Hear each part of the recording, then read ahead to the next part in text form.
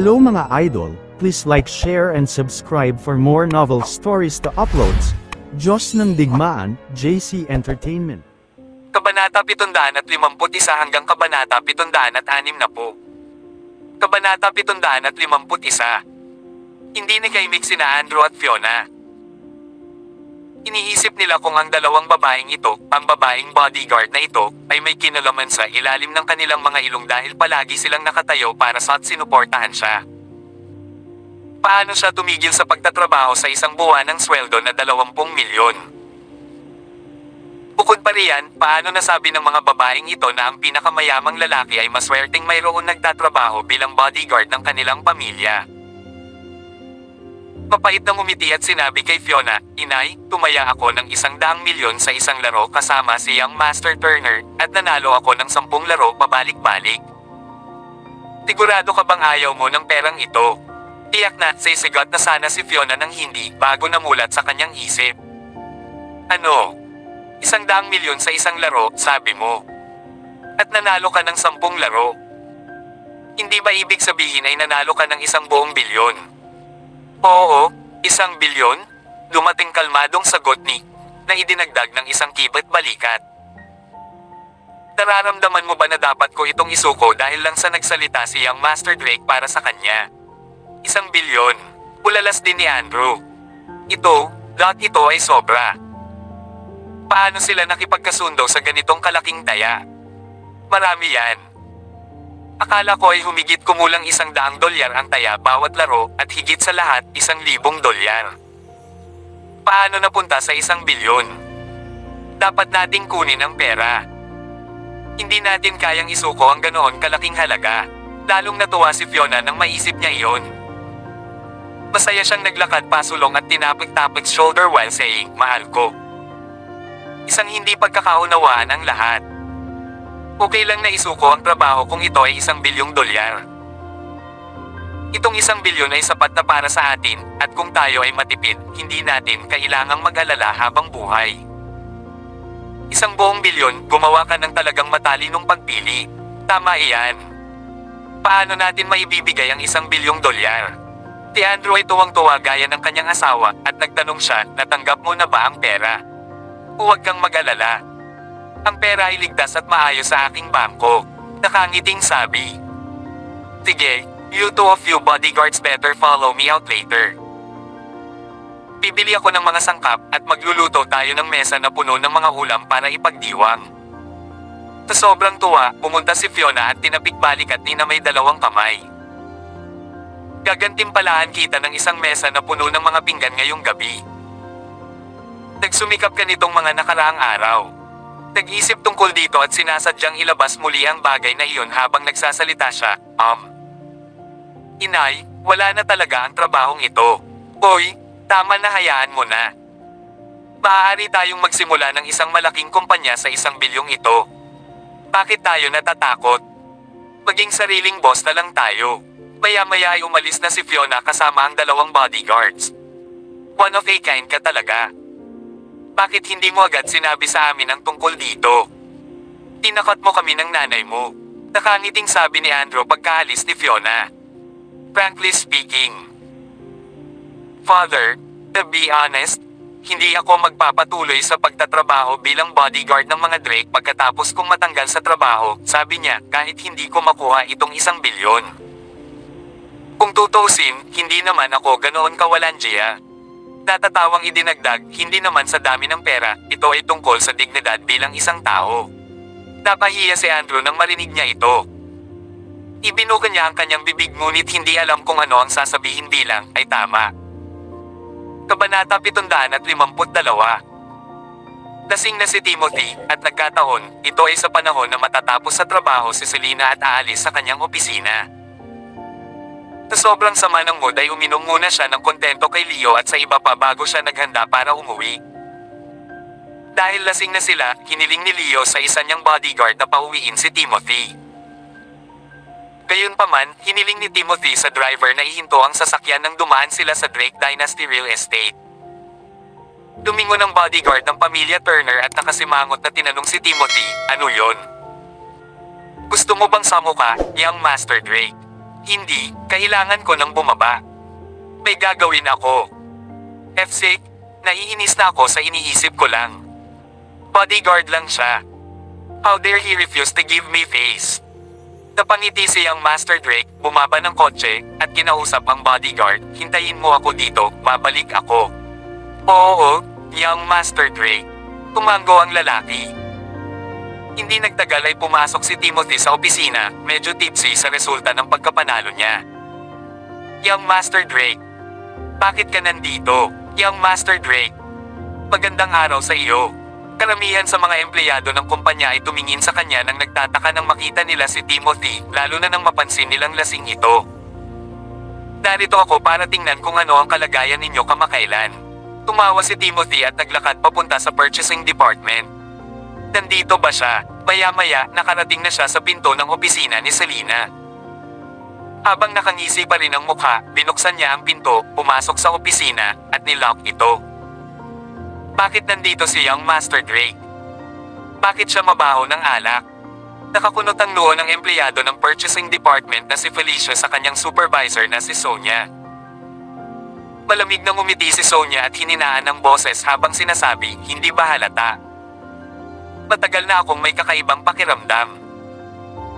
Bakit nila ako tumanggi na i-promote ako bilang isang manager at biglang kinuha si Selena Taylor para magtrabaho bilang manager dito? Bukod doon, maganda pa rin ang pakikitungo ng pamilya Drake sa asawa niya. Hinawakan ni Sonia ang kanyang mga kamay sa harap ng kanyang dibdib at kakaibang sinabi, alam mo ba kung bakit? Si Selena ay dapat na lihim na kasangkot kay young Master Drake. Dapat ginawa nila ang ginawa nila sa pribado dati. Ngayon, halatang lasing at lingga ang young Master. Sigurado akong nandito siya para hanapin siya sa opisina. Sok! Sok! Kung ganoon nga, hindi ba medyo sabik si young Master Drake? Tatapusin ni Selena ang trabaho sa loob ng 30 minuto. Hindi ba siya makapaghintay ng kaunti pa? Hindi ba mas mabuting hintayin siyang matapos sa trabaho at magkita sa hotel? Tanong ni Felicia. Hoy, hindi mo naiintindihan ang mga lalaki. Ang ilang mga lalaki ay labis na nasasabik pagkatapos nilang uminom. Sino ang nakakaalam, malamang na naghahanap siyang sumubok ng bago sa isang bagong setting. Paliwanag ni Sonia. Young Master Drake, bakit ka nandito? Maaari ba kitang matulungan? Kabanata 753. Napakunot ang noo ni Selena nang makitang pumasok si Timothy sa kanyang opisina ng walang paunang anunsyo. Nakatayo ang kanyang bantay nang mapansin niyang amoy alak ito at nilock pa ang pinto. Agad siyang tumayo at lumabas sa likod ng mesa niya. Huwag kang kabahan. Tumawa si Timothy at pinalaki si Selena sa ilalim ng impluwensya ng alak. Palagi niyang iniisip na si Selena ay lubos na maganda, ngunit hindi siya interesado dahil may asawa ito at mas matanda sa kanya. Sa kanyang kalasinggan, gayunpaman, nakaramdam siya ng pagkahilo habang pinagmamasdan kung paano ang formal na pananamit ng babaeng ito ay nagpatingkad sa kanyang magandang figure. Ilang hakbang lang ang ginawa niya papunta kay Selena at sinabing, nagkataon lang na nadaanan ko ang lugar na ito pauwi, kaya nandito ako para tingnan. Gusto kong malaman kung ano ang pag-unlad ng proyekto ng South Hill Real Estate. Oo nga pala, nabalitaan ko na itinalaga mo ang pamilya Taylor na mag-supply ng 80% ng material ng proyekto. Napaawang ang sulok ng bibig ni Selena nang marinig ito. Siya ay nag-aalala tungkol sa kung paano ang mga tao ay chismis tungkol dito sa likod niya. Gayunpaman, lumipas ang maraming araw nang walang sino mang nagsasabi. Pagkatapos ng lahat, ang pangkalahatang tagapamahala ay sumang-ayon dito at nilagdaan ang kasunduan. Kahit siya ay nadama na ang mga materyales mula sa pamilya Taylor ay medyo maganda. Kahuli ay nakahinga ng maluwag si Selena. Anuman, nabanggit na ito ng General Manager kina James Drake at Miss Tanya, dapat ay alam na ito ni Timothy nang mas maaga. Hindi niya alam kung bakit dinala ni Timothy ang bagay na ito. Napangiti ng nakakahiya si Selena. Oo. Dapat ay alam na ni young Master Drake ang tungkol dito noon pa lang, di ba? Inaprubahan na ito ng General Manager. Alam din ito ng tatay mo at ni Miss Tanya. Bumisita sila sa site at nasiyahan sila sa mga materyales dahil maganda ang kalidad. Umiti si Timothy at naglakad palapit kay Selena. Siguradong kontento na kami. Hindi ko naman sinabing hindi tayo. Hindi ito tungkol sa mga materyales. Kung walang mali sa material, ano ito? Tumingon si Selena na nakakunot ang noo at inabot ang isang paper cup. Young Master Drake, siguradong nakainom ka ng maraming alak. Hayaan mong buhusan kita ng isang baso ng mainit na tubig. Yumuko si Selena sa water dispenser at kumuha sa kanya ng isang tasa ng maligamgam na tubig. Ang kanyang kaakit-akit na baluktot na anyo sa kanyang formal na damit ay nakaramdam ng pagkauhaw kay Young Master Drake. Hindi niya napigilang malunok ang kanyang laway. Lalong nangaakit ang babaeng ito habang nakatingin sa kanya. Nagsimulang gumala ang mga imahinasyon ni Timothy habang patuloy na nakatingin kay Selena. Habang hawak ang tasa ng maligamgam na tubig, lumingon si Selena sa kanya at natigilan lamang siya sa mapanuring tingin nito. Agad na napalingon si Timothy nang makitang nakatalikod si Selena. With a grin on his face, he said, "Miss Selena is too generous, pero hindi naman sa material. May alam akong ilang kumpanyang nagsusupply ng material na may mas mahusay na pagbabrand, mas mahabang kasaysayan, at ang kanilang kalidad ay medyo maganda. Ang mga materyales na mayroon sila ay hindi mapag-aalinlanganan na maaasahan." Huminto muna siya rito bago nagpatuloy.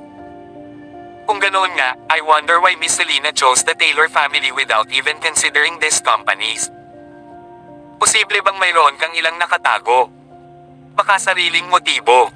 Bahagyang kinabahan si Selena nang tanungin siya ni Timothy nito, ang bagay na ito ay nagdulot ng kanyang kakulangan sa ginhawa sa loob ng mahabang panahon. Bagamat hindi masama ang pamilya Taylor, sinala ni Sonia ang iba pang mga supplier ng material at hindi ito ipinasa sa kanya. Alam niya ang tungkol dito, ngunit pinili niyang baliwalain ito para sa kapakanan ng pamilya Taylor at pumirma sa kontrata.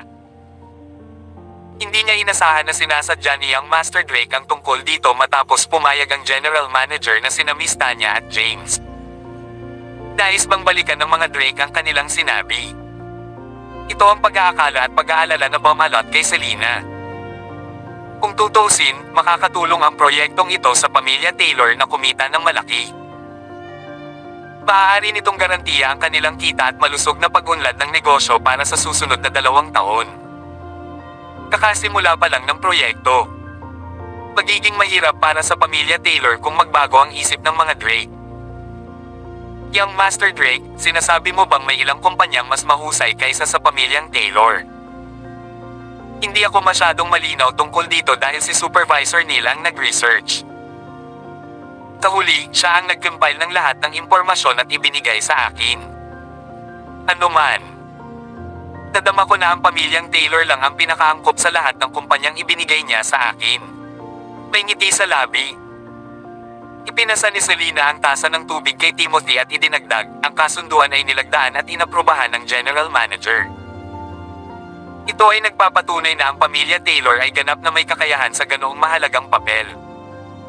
Kabanata 754. Ganoon ba? Lumapit si Timothy para tanggapin ang tasa ng maligamgam na tubig at humakbang pa siya palapit at lumapit kay Selena. Ang mahinang amoy ng katawan ni Selena, kasama ng kanyang pabango, ang nagpasigla kay Timothy. Ay nako, bahagyang nanginig ang kamay niya nang kunin niya ang tasa, dahilan para tumilapon ng tubig mula sa tasa sa dibdib ni Selena. Napasigaw si Selena sa gulat kahit na hindi masyadong mainit ang tubig. I'm sorry. Hindi ko sinasadya. Tulungan kitang panasan iyon, Miss Selena. Pinaghandaan ito ni Timothy. Habang iniunat niya ang kanyang kamay papunta sa kanya, natigilan si Selena. Umalis ka. Kaya kong panasan ang sarili ko. Nagulat si Selena sa kanyang pag-usad at napaatras ng ilang hakbang palayo sa kanya. Tinasamantala siya ni Timothy, 1 sentimetro lang ang layo ng kanyang mga kamay sa kanyang kasuotan. Agad na naglabas si Selena ng ilang piraso ng tissue paper at idinampi iyon sa basang bahagi ng kanyang damit. Medyo nadismaya si Timothy sa mabilis na pag-iisip ni Selena, ngunit hindi nito nabura ang pananabik sa kanyang pagkalito. Hayaan mo akong tulungan kanyan, Miss Selena, muli niyang udyok, magaling ako. Young Master Drake, ano ang sinasabi mo? Mabait na igalang ang aming mga hangganan kung hindi ako magagalit. Nagdilim ang mukha ni Selena nang matuklasan ang totoo at maitim na intensyon nito. She then angrily added, kung work purposes ang inaalala mo, gagawa ako ng mga reports ko. Kung ito ay tungkol sa anumang bagay, mangyaring umalis ka agad. Hindi ako ganitong klaseng babae. Hindi ito nagalit kay Timothy nang si Selena ay vocally na sinabi ang kanyang paninindigan, nag-smirk lang siya. Miss Selena, stop acting. Akala mo ba hindi ko alam kung anong klase kang babae? Hindi mo kilala ang iyong asawa noong una mo siyang nakilala, ngunit pinakasalan mo siya noong araw na nakilala mo siya at nakipagtalik sa kanya pagkatapos. May anak ka pa sa kanya. Tiningnan ni Timothy si Selena ng masama. Nakipagtalik ka sa lalaking kakilala mo lang. Paanong hindi ka magayuman ng isang gwapo at mayamang young master na tulad ko? Wala akong intensyon na pakasalan ka, hindi ako interesado sa mga babaeng may asawa na tulad mo. Gayunpaman, mayroon kang magandang figure at mayroon kang isang medyo magandang mukha. Anong sabi mo, samahan mo ako saglit? Halos mawala ng malay si Selena dahil sa galit. Ngunit pinanatili niya ang malamig na ekspresyon ng mukha niya at inisyon niya, "Young Master Drake, siguradong marami kang nainom ngayong gabi. Kukunin ko ito habang nagsasalita ka ng walang kaparirikon at hindi ako makikipagtalo sa iyo." Tinuro ni Selena ang pinto. Ngayon, mangyaring lumabas at itigil mo na ang pang-iistorbo sa aking pinagtatrabahuan. Masisira ang imahe mo kung malalaman ng iba ang nangyari dito ngayon. May punto si Selena, si Timothy ay karaniwang isang maginoo sa harap ng iba. Ang kanyang mga aksyon sa kanya ay maaaring dahil sa impluwensya ng alkohol. Gayunpaman, hindi siya mukhang lasing kahit na siya ay uminom ng bahagya kaysa sa karaniwan. Kabanata 755. Ikaw ay babae. Sa tingin mo ba ako, isang lalaki, ay matatakot kung malalaman ito ng iba kung hindi ka? At saka, sinong maniniwala na inosente ka? Hindi ba sasabihin ng iba na ikaw ang nanligaw sa akin sa monthly salary mong 1 million? Sino ang may kapangyarihan dito? Ikaw o ako? Tumawa si Timothy at idinagdag, pag-isipan mo iyan, Selena Taylor, at pag-isipan mong mabuti. Ako, si Timothy Drake, kukunin ka na ngayon. Wala kang choice kundi sundin ako. Sa iyong panaginip, si Selena ay lubos na galit, hindi niya akalain na si Timothy ay magiging ganito kasama. Mabuti kung pag-isipan mong mabuti. Kung hindi mo gagawin ang sinabi ko, tatanggalin ko ang kontrata sa pamilya Taylor. Ang kabayaran ay humigit kumulang 100 milyon lamang, walang labis, at kayang-kaya natin ito. Malamig na ngumiti si Timothy. Pangalawa, pinalis ko ang asawa mo, at wala siyang trabaho ngayon. Ano ang mangyayari sa mga gastusin ng iyong pamilya ngayong nawala ang kanyang buwan ng sweldo na 20 milyon? Ano? Ikaw, pinalis mo siya.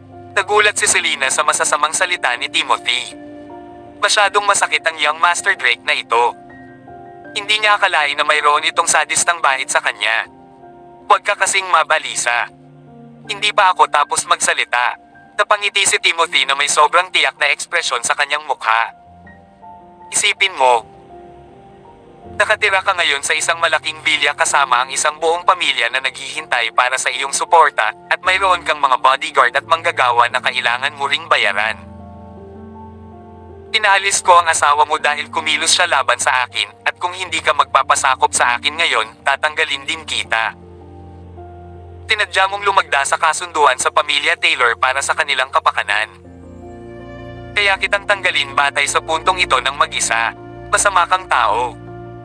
Young Master Drake, hindi ko akalain na magiging kasuklam-suklam kang tao. Nagngangalit si Selena sa galit. Hindi niya akalain na haharapin siya ni Timothy. Akala niya noon ay mabait na tao si Timothy tulad ni Miss Tanya. Pagkatapos ng lahat, ang magkakapatid ay karaniwang may ilang mga katangian. Bukod doon, si Timothy ay kadalasang mukhang gentleman. Hindi niya alam na ang lalaking nauna sa kanya ay magkakaroon ng napakarumi, kahabag-habag na puso. Oh, kasuklam-suklam ako. Malamig na tawa ni Timothy matapos niyang marinig ang sinabi ni Selena.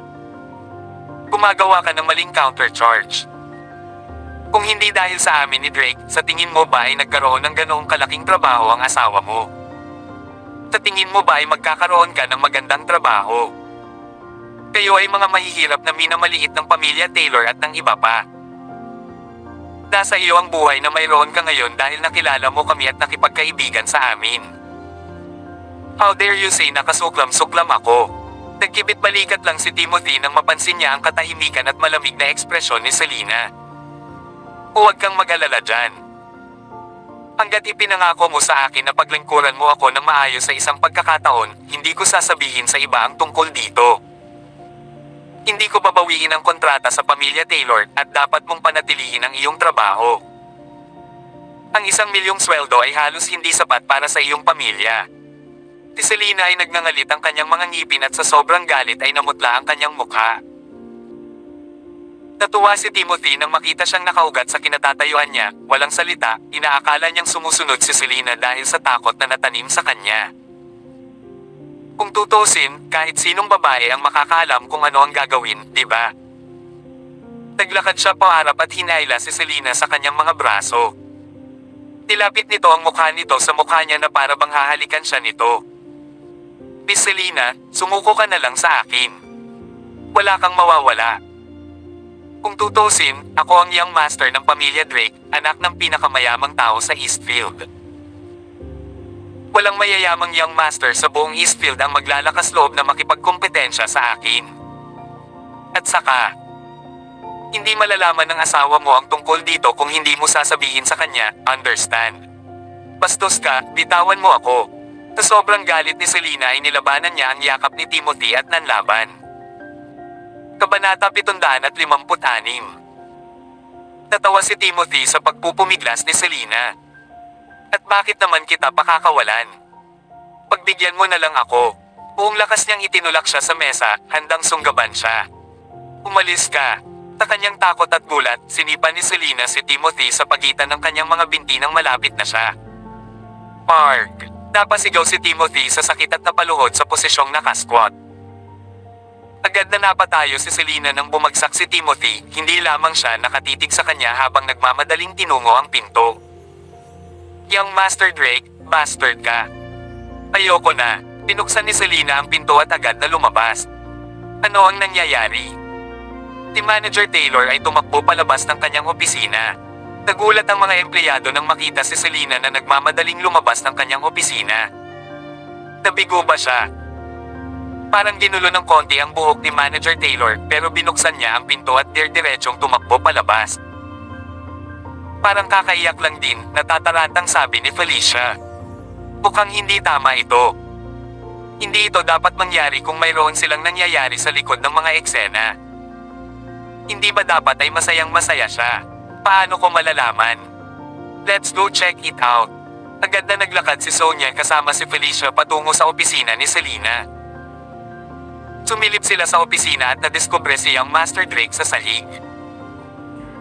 Tikaw-tikip ang mga kamay niya sa kanyang pribadong bahagi habang sumirit siya sa sakit. How dare Selena Taylor do this? Ano ang dapat gawin ni Young Master Drake kung hindi na siya magkakaanak sa hinaharap? Pilit na sabi ni Sonia. Agad siyang pumasok kasama si Felicia para tulungan si Young Master Drake. Samantala, nagmamadaling pumunta si Selena sa parking lot. Binuksan niya ang pinto ng kotse niya at pumasok sa loob bago umiyak ng umiyak. Ilang sandali pa bago niya inabot ang tissue paper para punasan ang kanyang mga luha at pagkatapos noon ay kinalma niya ang sarili bago siya umuwi. Naninigarilyo sa kanilang bakuran nang makita niya ang sasakyan ni Selena na papasok sa compound at nakaparada. Honey, bumalik ka na, lumapit sa asawa na may maliit na ngiti sa labi. Oo, ang simpleng sagot ni Selena at tahimik na umupo sa tabi niya. Mahal, umalis ako sa aking trabaho, panimula, mapait ang ngiti niya habang nagsasalita. Pero sa totoo lang, tinanggal ako ni Young Master Drake. Hindi na kailangang mag-alala, bagaman.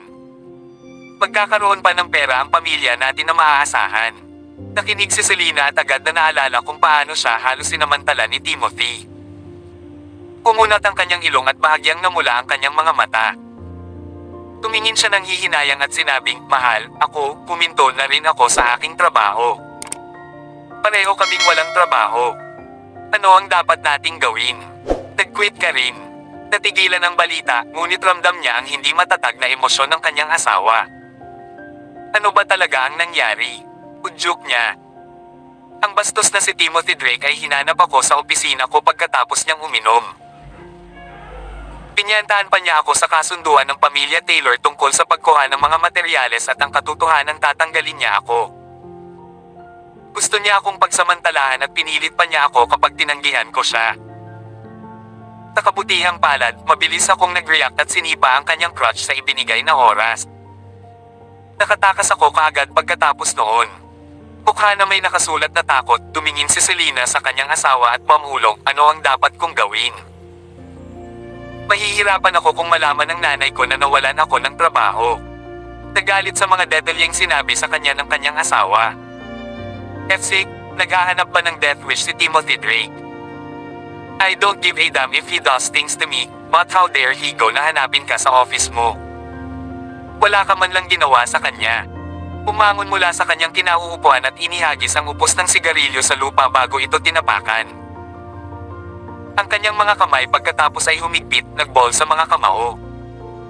Kabanata 757. Kukuha ako ng paliwanag mula sa kanya, na bigla. Huwag. Ito ang pamilya Drake na pinag-uusapan natin dito. Labis na natakot si Selena nang makita niya sa impulsive look at hinawakan ng mga kamay niya.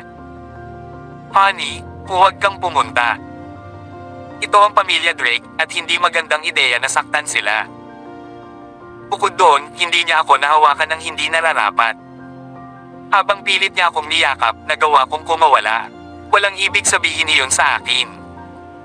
Ano ang mangyayari kung nabigo kang tumakas sa oras? Kailangang bigyan ako ng paliwanag ng pamilya Drake. How dare he try to take advantage of you? Lalong humigpit ang mga kamao ni. Nilinggan niya si Selena at karga-karga ito sa kanyang mga bisig na pang-bridal style. Naglakad patungo sa kotse nang makita niyang nakahawak pa rin ang mga kamay nito sa kanya. Anong ginagawa mo? Iniling ko sa iyo na huwag pumunta doon. Si Selena ay naguguluhan ngunit nag-aalala habang hawak siya nito na parang isang prinsesa kahit na hindi nito napawi ang kanyang pagkabalisa. Pagkatapos ng lahat, ang pamilya Drake ay isang pamilya na kahit na ang mga first class na aristokratikong pamilya ay hindi nang ahas na masaktan. Maaari magtagumpay mag-isa. Huwag kang mag-alala, hindi ko papatayin ang kapatid ni Tanya bilang paggalang sa aming pagkakaibigan. Gayunpaman, kung hindi siya lumuhad at humingi ng tawad, hindi ako magpapakita sa kanya ng awa. May madilim pa ring ekspresyon sa mukha. Inilagay niya si Selena sa passenger seat bago siya pumunta at umupo sa driver's seat. Honey, hayaan mo na lang. Alam kong mahal mo ako, pero ayokong masaktan ang pamilya Drake. Hindi magandang magkaroon ng isa pang kalaban, pagsuyo ni Selena sa pagtatangkang hikayatin. Ayaw niyang kumilos siya nang hindi makatwiran. Bukod doon, sila ang Drake. Baka marami silang kasamang master. Huwag kang mag-alala. Ang kanilang mga amo ay walang kapare sa iyong asawa. Siya ay higit na makapangyarihan kaysa alinman sa mga ito na pinagsama.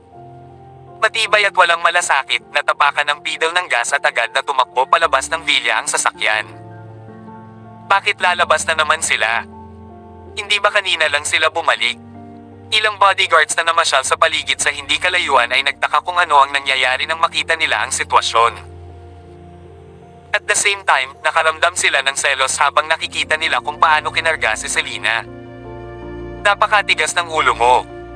Bakit ayaw mong makinig sa payo ko?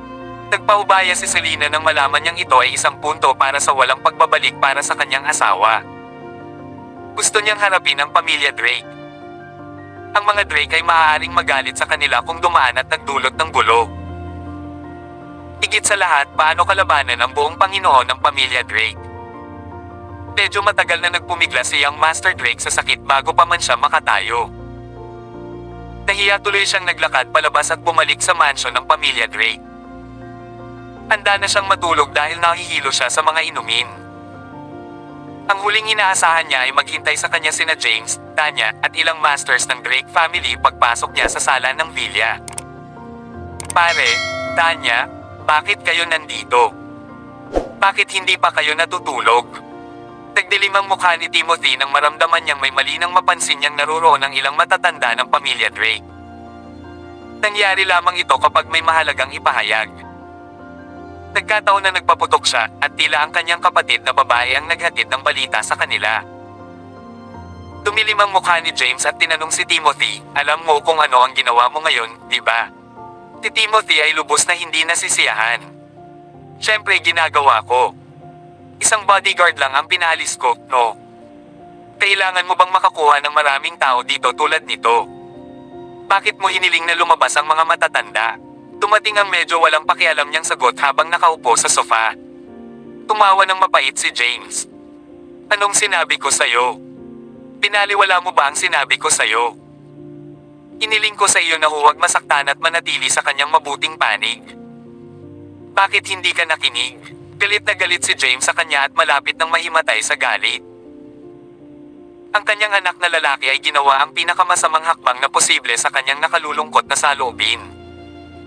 Kabanata 758. Naalala ni Timothy, sa sandaling iyon, kung paano nabigo ang isang marshal na talunin. With a guilty conscience, he blurted, hindi ko alam, maaaring napakalakas. Akala ko isa lang siyang head commander, hindi karapat-dapat sa paggalang at paghanga ng aming pamilya. Nalaman ko lang ito nang ang isang marshal mula sa pamilya Turner ay nabigo na talunin siya. At iyon ay pagkatapos ko lang siyang paalisin sa trabaho. Matagal ko nang sinabi sa iyo na siya ay kapantay ng Kings of War. Bale kahit 1-star King of War lang siya. Higit sa lahat, kilalang kilala niya ang Diyosa ng digmaan. Hindi mo ba nakikita yon? Kusang nakipag-ugnayan sa akin ang Diyosa ng digmaan dahil sa relasyon namin ni. Lalong nagalit si James habang iniisip ito. E ano ngayon? Maaari ko na lang silang hanapin bukas at hilingin sa kanila na bumalik sa trabaho gaya ng dati. Wala nang magagawa si Timothy kundi sundin ang kanyang ama pagkatapos niyang isipin iyon. Tutal, marami sa mga Drake ang matalim ang tingin sa kanya at walang umakyat para ipagtanggol siya. Isipin mo ang ugali niya. Sa tingin mo ba ay kapos siya sa pera kung siya ay talagang isang hari ng digmaan? Bibigyan sana siya ng bansa ng ilang 10 bilyon bilang kanyang gantimpala. Napakaswerte namin na ang isang tulad niya ay handang magtrabaho bilang bodyguard namin. Pumayag siyang magtrabaho para sa amin dahil bored siya sa walang magawa. Sa tingin mo papayag pa rin siya ngayon? Tumawa si James. Alam niya ang pagkakakilanlan niya ay hindi kasing simple ng kung paano niya ito inilarawan. Ngunit pinamamahalaang panatilihing hindi kapani-pani walang mababa ang profile at bihirang ilantad ang kanyang tunay na kakayahan sa pakikipaglaban sa publiko. Nagdulot ito ng paniniwala ng iba na siya ay isang punong commander lamang. Paano ito posible? At ganoon ba talaga kalaki ang pera niya? Nagdilim ang mukha ni Timothy, gumawa siya ng isang malaking pagkakamali kung iyon ay totoo. Gayunpaman, bilang naalala niya kung gaano ka-ordinaryo noon at kung paano siya nangako na maging bodyguard nila ng maagap, naramdaman pa rin niya na sobra-sobra ang paniniwala ng kanyang ama. Paano kaya pumayag ang gayong mayamang maging bodyguard? Bullcrap. Talagang King of War siya, kaya natural lang na marami siyang pera. Pangiinis ni James na may malamig na ekspresyon sa mukha. Bakit siya willingly magtrabaho bilang bodyguard kung marami siyang pera? Kung ako yon, hindi ako magtatrabaho bilang bodyguard. Ayokong minamaliit ako ng iba. Kumunat ang noo ni Timothy. Tinulyapan niya si Tanya na nasa tabi niya at nagningning ang mga mata. Maliban na lang. Ang dahilan kung bakit nagtatrabaho ang lalaking ito bilang bodyguard namin ay hindi para sa pera kundi para sa mga babae. Sa tingin ko may gusto siya sa kapatid ko. Kung ganoon ang kaso, napakadaling makapasok sa kanyang magagandang libro. Ipakasal na lang natin si Tanya sa kanya, di ba? Tinubukan ni Timothy na humanap ng paraan para malutas ang bagay na ito. Bagaman natagalan, may napansin si Tanya na kakaiba sa mga sagot ni Timothy at sinabing, "Teka lang, kuya. Ngayon mo lang ba sinabing sila? Anong ibig sabihin yan?" Napakamot ng ulo si Timothy sa kahihiyan. Ang pag-iisip ng pakikipag-usap sa akin ay sinaktan ako pagkatapos kong uminom ng alak. Kaya pinalis ko ang kanyang asawa bilang ganti. Umilis sa galit ang dibdib ni James nang marinig ito. Ikaw. Naiintindihan kong nakagawa ka ng isang pagkakamali ng isang beses, ngunit anong lakas ng loob mong gawin ang mga ito ng sunod-sunod? Kitawa-tawa ka. Kahit na kinausap ka, paano mo rin mapaalis ang asawa niya? Ay, tinabi ko na sa iyo. Malungkot lang ako sa sandaling iyon. Kabanata 759. Tinubukan ni Timothy na maghanap ng dahilan para sa kanyang mga aksyon. Hindi ka ba natatakot na masaktan siya? Hayaan mong sabihin ko sa iyo ito. Kung sa huli ay talagang masaktan mo siya, ako, hindi kita may iligtas. Galit na galit si James kaya hindi na siya makapagsalita. Nagkaroon siya ng isang anak at siya pala ito. Imposible. Nagbibiro ka ba? Kami ay isang first class na aristokratikong pamilya at mayroon kaming napakaraming master dito sa amin. Bagamat inaamin ko ang galing ni Jack, hindi ako naniniwalang matatalo tayo kung lalabanan siya ng lahat bilang isang grupo, ang medyo walang pakialam na sagot ni Timothy. Hindi siya naniniwalang magiging ganoon kay-tikot si Jack. Tinulyapan ni James si Timothy at malamig na binanggit, ay, tama. Hinihintay ka namin dito dahil may kailangan kaming sabihin sa iyo. Pakiramdam ko ay wala ka sa focus kamakailan, kaya binisita ko ang South City Group para lang malaman na nalulugi ito. Dahil dito, ang South City Group ay pamamahalaan ng iyong kapatid na si Tanya simula bukas. Sa palagay ko ay maaari kang huminga at magpahinga ng mga uri. Iniisip ni Timothy kung mali ba ang narinig niya sa kanyang ama at tulalang tumingin kay James. Tama ba ang narinig ko, Ama? South City Group lang ba ang sinabi mo? Sa pananaw ni Timothy, bata pa lang si Tanya at mahirap para sa kanya na pasanin ang ganoong kalaking responsibilidad. Bukod doon, siya ang namamahala sa South City Group sa lahat ng ito, kaya naniniwala siyang walang dapat manghimasok sa kanyang negosyo.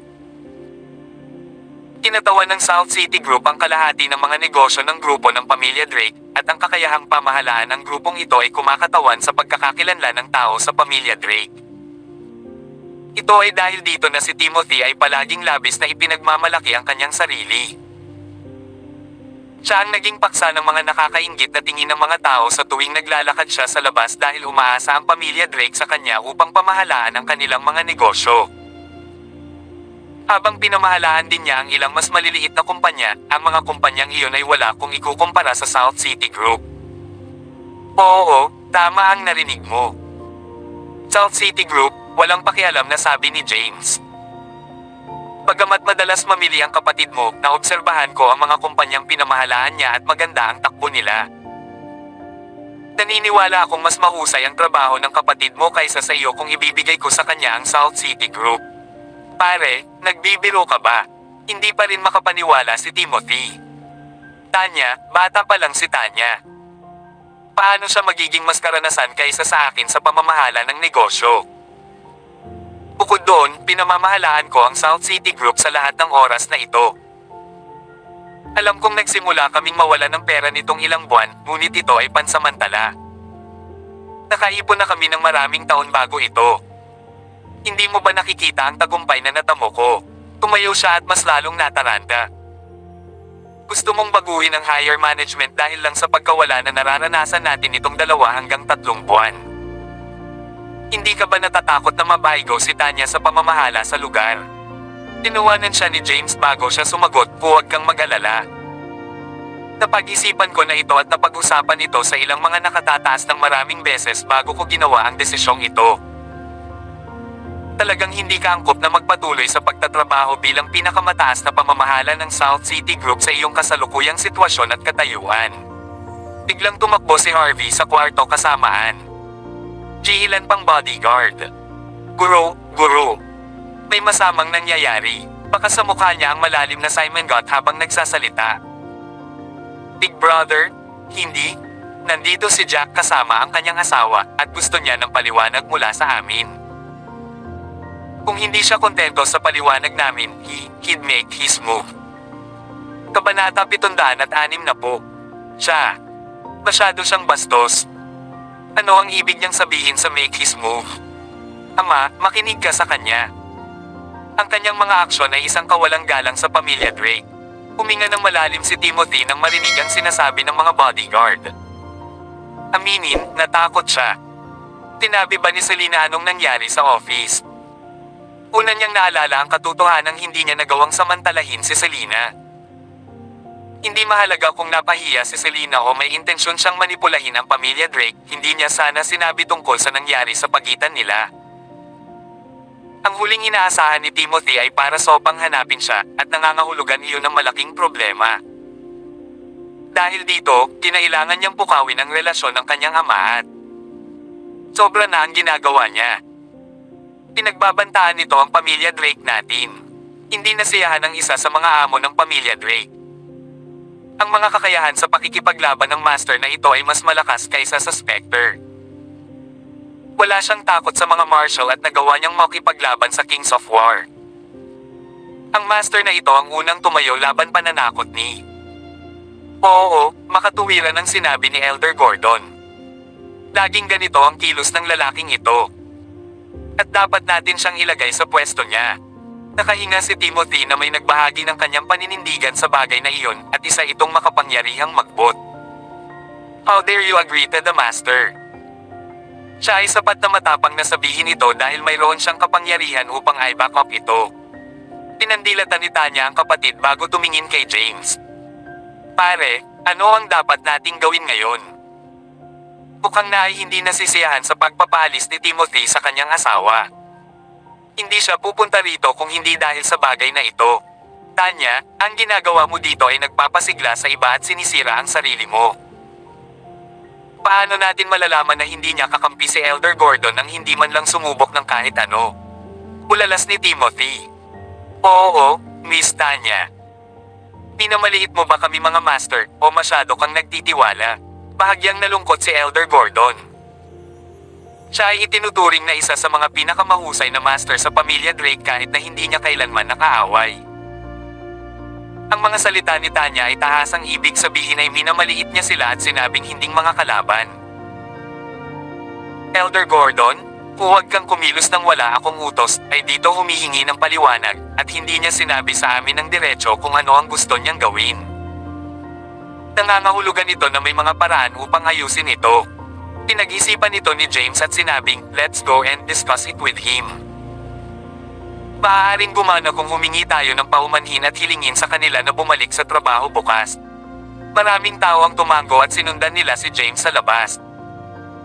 Maya-maya ay dumating si James at ang kanyang kumpanya sa pintuan ng mansyon. Et ang kanyang asawa, si Selena, ay nakatayo sa labas ng tahimik.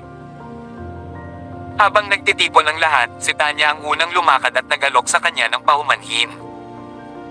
Narinig kong pinaalis ng kapatid ko si Ate Selena sa galit. I'm very sorry for that, seryosong wika ni Tanya. Mahilig magsalita ng kalokohan ang kapatid ko tuwing lasing. Nasa feelings lang siya, kaya huwag mo siyang seryosohin. Talaga. Nagalit si Timothy, kaya kung ano man ang sinabi niya ay dala lamang ng kanyang emosyon. Bumalik ka. Magpahinga at bumalik para sa trabaho bukas. Natuwa si James sa pag-unawa sa kanyang anak at makapag-isipang muli ang kanyang mga kilos pagkatapos niyang marinig ang taos-pusong salita ni Tanya. Kung tutuusin, hindi ba napakaliit na maging calculative sa isang taong lasing? Halika, hayaan na lang natin. Please subscribe and hit the notification bell for more novel stories. JC Entertainment.